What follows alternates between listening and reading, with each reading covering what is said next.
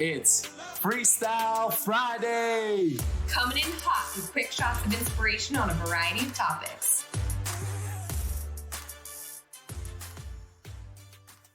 So excited for today's episode. We're going to talk money, baby. Let's talk developing a strong money mindset, developing financial literacy.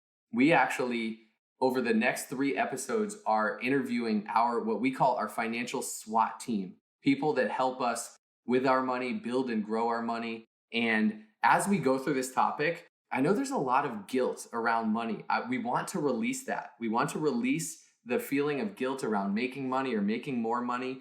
I also want to shout out a few of our financial mentors, some being Jack Canfield, Robert Kiyosaki, Grant Cardone, Jen Sincero, and many more.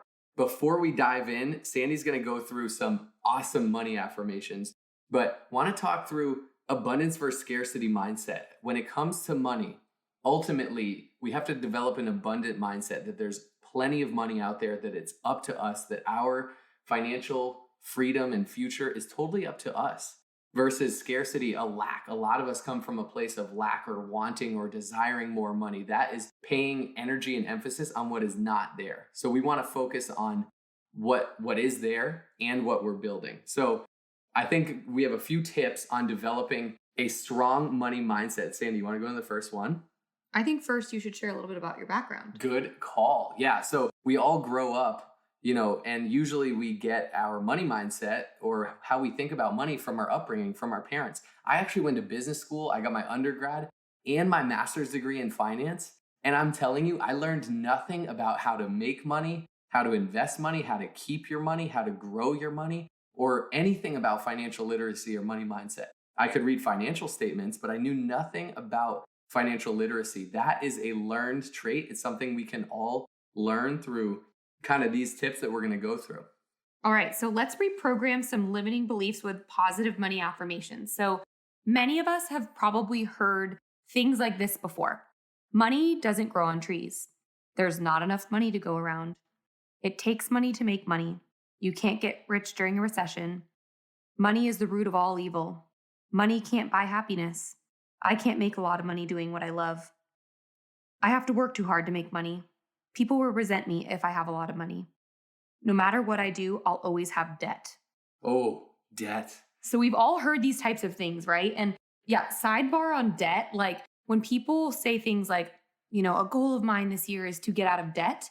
Well, you using the word debt is actually attracting more debt. Mm-hmm. So instead of saying, I want to get out of debt, you can say the same thing in a more positive way by saying, I am financially free. Right. Or and something that's like that. Abundant versus scarcity mindset. That is it's very, we all do it, but scarcity is I want to get out of debt. You are giving energy to the debt that you're in and you have this want or lack or scarcity. I want to get out of it. Versus what Sandy said is the positive side. I am financially free. That is a positive affirmation. It's the same result. Also, a lot of people think negatively about debt. Side note, debt isn't the worst thing. Now, credit card debt, you should pay your credit cards off every month. That is one of the best things you can do financially. But debt attached to an asset, I love debt. If I could buy a rental property that houses someone and ultimately they're paying rent, which is paying the mortgage, and it is a financial asset, I'm happy to have debt on an asset that returns dollars back to you. Now, debt on a credit card to buy clothes or to buy things, or even car debt or different things, are debt that's not, paying you or giving you money or adding to your net worth. So that's kind of considered bad debt. There is good debt out there when it's attached to an asset, but that's a side note. Okay, sidebar over. Okay, so let's affirm the opposite of what I just went through. Let's go positive, right? I attract abundant opportunities and money flows easily to and through me. There is always enough money for everything I and my family needs and wants. I am always attracting new ways to make more money. I keep getting wealthier no matter what the economy is doing. Love that one. Money is the root of all that is good. The more money I have, the happier I become. The more I chase my passion, the more money flows into my life. I am a magnet for success and prosperity. The more money I have, the more good I can do in the world. The more money I have, the more I can give back. Money keeps pouring into my life, no matter what I do. I celebrate the success of others and they celebrate mine. My wealth is multiplying every day in every way. Whenever I spend or give away money, it comes back to me 10x. I'm a powerful money magnet. I love money and money loves me.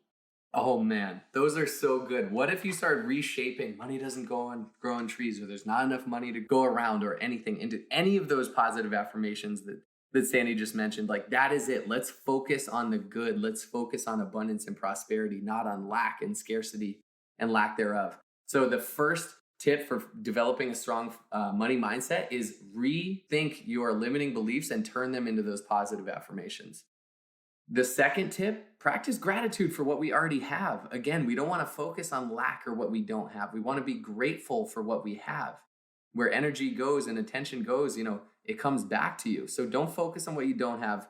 Focus on what you have. Be grateful for your money. When you have, a bill, be grateful someone lent you that money and you get to pay it.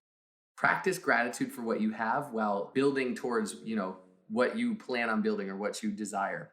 The third tip we have, and we got this from Jack Canfield, always carry a $100 bill, or wherever you live, whatever that similar monetary value is, but a $100 bill in your wallet or purse. It shows you that if you go and you need it, it's right there for you. It shows that you have abundance there with you at your fingertips at all times. If you ever need to jump in a taxi or something, or you're at the farmer's market and someone only takes cash, you can't say, oh, I don't have any money, because you always have a fresh hundo in your wallet. And the key is, if you spend it, replace it immediately. Always have that 100 there. Beyond that, we want you to write a check for how much money you want to make this year. How much money do you want to make in 2021? Write a check for it and make it bigger than your gut says, or than what is realistic. Make it a bigger goal. If you're an entrepreneur and your money varies monthly, you could set monthly goals, but set those goals. And what we do is, we'll drop it in the show notes, but the documentary, The Secret, they have a check that you can print out from their website and just write it to yourself. So we'll drop that in the show notes. I know Jim Carrey, before he was big, wrote a $10 million check to himself. And he was a small-time actor at the time, but he kept looking at it. He would envision it every day, him receiving that check. Years and years later, he got a check for $10 million to shoot Dumb and Dumber. That's pretty amazing. That is getting magnetic towards what you want, towards, that is the law of attraction in practice and coming to fruition. And then the fourth tip we have is spend time with people who make more money than you. If you're hanging around with 5 people who are broke, you're going to be the 6th. If you're hanging around with 5 people that might be smarter or wealthier or make more money than you, that inspire you, guess what? They're going to raise your vibration. Hang around places where wealthy people hang. Go to your local Ritz or Montage, or that really cool hip spot where people hang at the bar, wherever it is. Go to those places and hang around those people.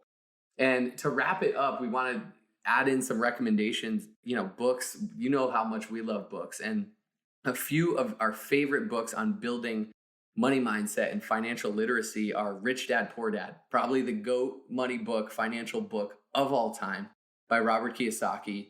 Another great one is The Richest Man in Babylon. And then the third one is You Are a Badass at Making Money by Jen Sincero. We'll drop all those in the show notes. But we are so excited for this, money mindset series to come up, and for us to interview our financial SWAT team over the next 3 episodes. We think you guys are going to get a ton of value out of that. And let's end with some affirmations. Let's do it. Okay, I'm going to say it and then you're going to say it. Let's do it. I love money and money loves me. I love money and money loves me. Money flows freely and effortlessly to and through me. Money flows freely and effortlessly to and through me. I attract abundant opportunities and money comes easily. I attract abundant opportunities and money comes easily. Woo! Woo! Thanks for tuning in today. Catch you next time. Only those that can see the invisible can do the impossible. So remember, you are magnetic.